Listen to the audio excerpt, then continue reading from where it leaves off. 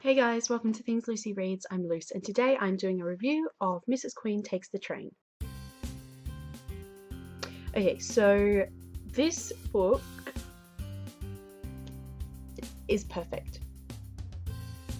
It's absolutely perfect.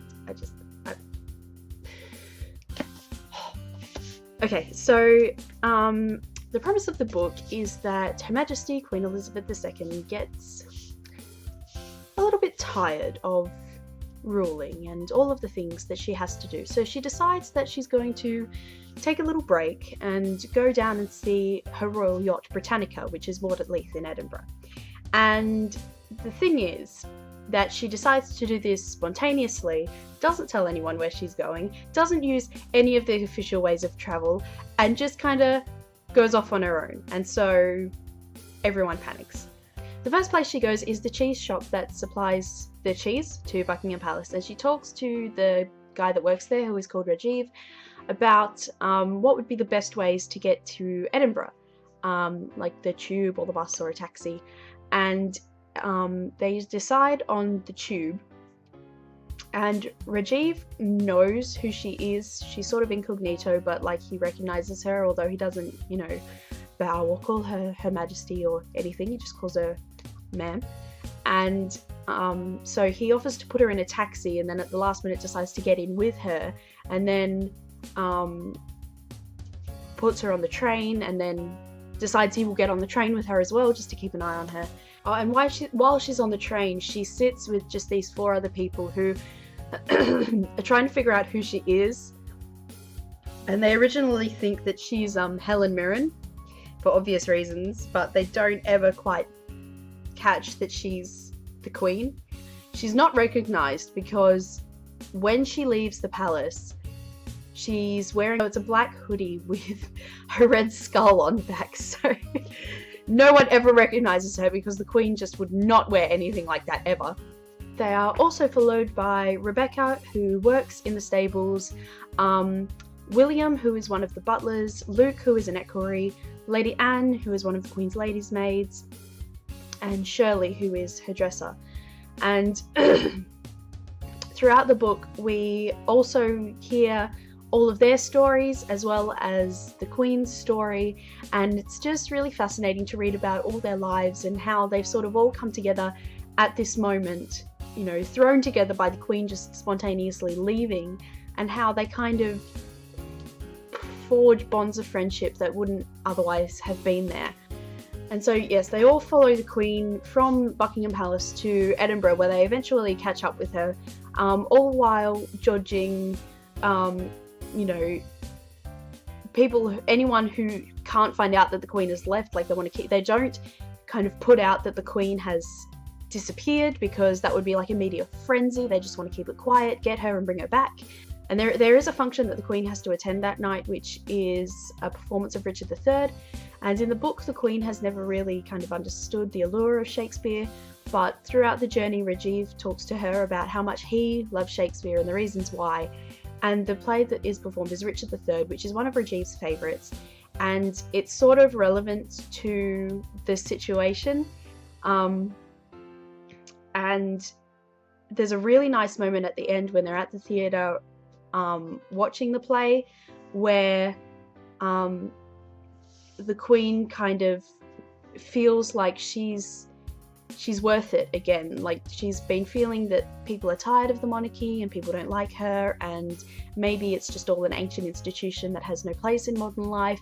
But then at the end, her faith in her people and her people's faith in her is kind of restored. So that was really, really nice.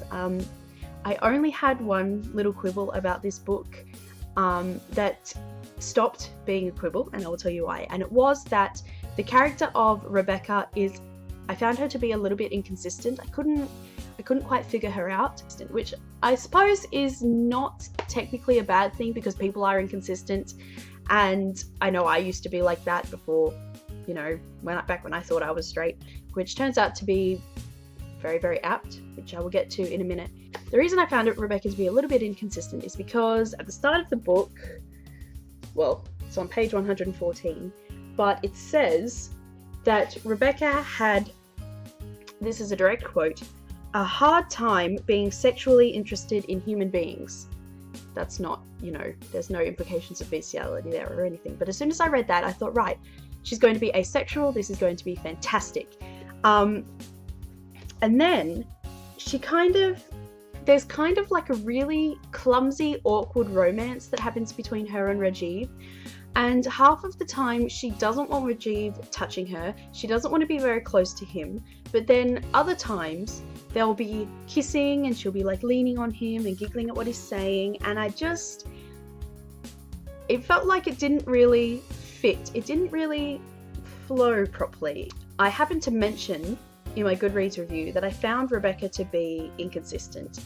And William Kuhn, who wrote the book, kind of stalks those reviews and leaves comments on them. And he commented on mine saying that Rebecca started out as a lesbian. When he wrote the book, that's how he envisioned her. But he was told by his agent and his editor and people who read early copies of the book that there were too many gay people in it, because two of the other main characters are gay, and so a third one was just too much, which personally I think is bullshit. You can never have too many gay characters in a book, but I understand why people would feel that way. So she started out as a lesbian and then was changed to be straight, kind of. And so first off, it was amazing that he replied to my review, and second of all, that he explained why that was. I don't think that ever happens. I don't think problems readers have with books are ever explained by the author themselves, unless you're like really closely acquainted with the author. So that just kind of cemented my love for this book, that William Kuhn is so nice. And yeah, Rebecca and Rajiv didn't ever actually like sleep together on the page. They only ever kissed, so I'm refusing to believe that she's straight. Okay, there's a branch of asexuality called heteroromantic, which there's a difference between romantic attraction and sexual attraction. So heteroromantic as opposed to heterosexual is so it's probably wrong and misguided, but in my heart I'm choosing to believe that Rebecca is heteroromantic, because that's not as good for me as her being a lesbian, but it's still a different branch of the sexuality spectrum, mixing metaphors here, that we don't often see. So yeah, that's what I'm believing about Rebecca, and I don't care if it's wrong. Yeah, I don't know how coherent I've been with this, but I love this book so much. If you're not a fan of the monarchy, if you don't understand British humour, if you don't really care about England itself, or learning about people that aren't the Queen, don't read this book. A lot of people on Goodreads are like, oh, this book was stupid, it was boring, it would never happen, it was unrealistic, and then they would go on to say, oh, but I'm not really interested in the British monarchy. Why are you reading a book about the Queen then? What is wrong with you? But if you do like the monarchy or England or British humour or just really, really, really, really, really nice books, then you should read it, because it's one of my favourites, and I just love it.